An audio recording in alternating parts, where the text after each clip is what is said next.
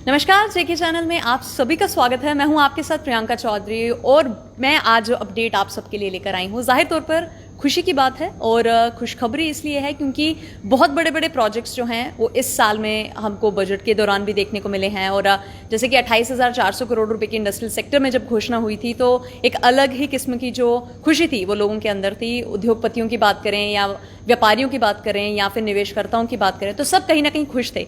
तो वैसे ही खुशखबरी मैं आज आप सबके समक्ष रखने आई हूं क्योंकि बहुत बड़ी बड़ी जो परियोजनाएं बनाई जा रही हैं या योजनाएं बनाई जा रही हैं उन्हें हरी झंडी जो है वो मिल गई है। उन्हें एक बार फिर से विकास के लिए मंजूरी जो है वो दे दी गई है। पूरा संज्ञान क्या है मैं आपको बता दूं कि अब कहीं ना कहीं कठुआ में भी ड्राई पोर्ट या फिर कोल्ड स्टोरेज बनने जा रहे हैं, जो कि अपने आप में ही खुशखबरी की बात है क्योंकि वहां के लोगों के लिए काफी ज्यादा फायदा होगा और वहां से जुड़े हुए छोटे मोटे जो गांव के लोग हैं उनके लिए भी फायदा होगा। और जाहिर तौर पर सबने देखा था कि जब 2021 की शुरुआत हुई थी तो राज्यपाल मनोज सिन्हा ने भी 28,400 करोड़ रुपए की इंडस्ट्रियल सेक्टर में एक घोषणा की थी, जिससे रोजगार के हवाले जो थे वो खुलते हुए नजर आ रहे थे। और अब आगामी 31 दिसंबर 2022 तक 20 से 25,000 करोड़ रुपए के उद्योगों में निवेश करने के लिए हरी झंडी जो है वो दे दी गई है। तो जाहिर तौर पे जम्मू कश्मीर की तरफ जिन लोगों का रुझान है या जो भी आकर इन्वेस्ट करना चाहते हैं, मैंने एक अपडेट पहले भी दी थी, उसमें भी कहा था कि व्यापारियों के लिए खुशखबरी की बात है। तो जाहिर तौर पर अब जम्मू कश्मीर के लोगों की अगर हम बात करें तो उनके लिए विकास के रास्ते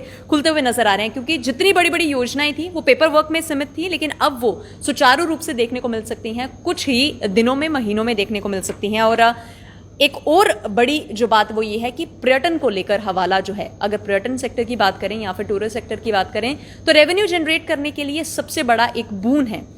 और वहां पर गत वर्ष 509 करोड़ रुपए से अधिक बजट जो है वो उस सेक्टर में दिया गया है। और जाहिर तौर पर इससे भी रोजगार में आने वाले टाइम पे अलग किस्म की गतिविधियां देखने को मिलेगी जो कि अच्छी और बेहतरीन होगी। और इसी के साथ अगर हम सरकारी महकमे की बात करें तो वहां पर भी जितने भी रिक्त स्थान हैं, जितने भी खाली स्थान हैं, यानी कि 24,000 सरकारी पदों को भरने की एक घोषणा जो है वो भी जल्द से जल्द पूर्ण की जाएगी। जो व्यक्ति योग्य होगा उसे नौकरी दी जाएगी और योग्यता के आधार पर ही जितने भी लोग हैं 24,000 सरकारी नौकरियों के को चुन भी सकते हैं और उन्हें हासिल भी कर सकते हैं अपनी मेहनत के बलबूते पे।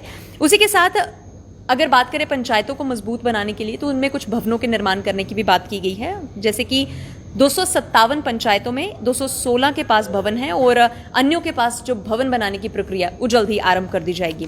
और आसपास के सीमांत क्षेत्रों की अगर हम बात करें तो वहां पे भी उपराज्यपाल मनोज सिन्हा ने कहा है कि सीमांत क्षेत्रों में रहने वाले लोग जो हैं खासतौर पर सुरक्षा प्रहरी है, जिनकी सुरक्षा को मद्देनजर रखते हुए हर समस्या के समाधान को प्राथमिकता के आधार पर हल किया जाएगा। और प्राथमिकता इसलिए दी जाएगी क्योंकि वो जो लोग हैं वो जाहिर तौर पर एक ऐसे क्षेत्र में रहने के लिए मजबूर हैं जहां पर आए दिन हमें कुछ ऐसी गतिविधियां जो हैं देखने को मिलती रहती हैं जिनसे उनकी जान माल का नुकसान जो है वो भी उन्हें बना रहता है। साथ में उन्होंने ये भी कहा है कि हर तरीके की व्यवस्था में सुधार होंगे। तो अमूमन आज के इस लाइव का मकसद सिर्फ यही था कि विकास की जहां हम बात कर रहे हैं, जो एक समय पे खोता हुआ नजर आ रहा था या खो चुका था, अब कहीं ना कहीं उसको हरी झंडी दे दी गई है। उसमें कुछ बदलाव किए जा रहे हैं, कुछ रणनीतियां तैयार की जा रही हैं, कुछ योजनाएं तैयार की जा रही हैं, जो देखने वाली ये बात होगी कि वो किस हद तक लोगों के सामने रखी जाती हैं। क्या रोजगार वाकई में बढ़ेगा, पर्यटनों को वाकई में हवाला मिलेगा? और इसी चीज को मद्देनजर रखते हुए ये घोषणाएं जो की गई हैं ये आने वाले समय में कितनी साकार होती हैं ये भी तो आने वाला वक्त ही बताएगा। पर फिलहाल के लिए पेपर वर्क से निकलकर एक्शन इन प्रोग्राम में ये सारी जितनी भी प्रक्रिया हैं, ये सारी योजनाएं जो हैं वो आती हुई नजर आ रही हैं।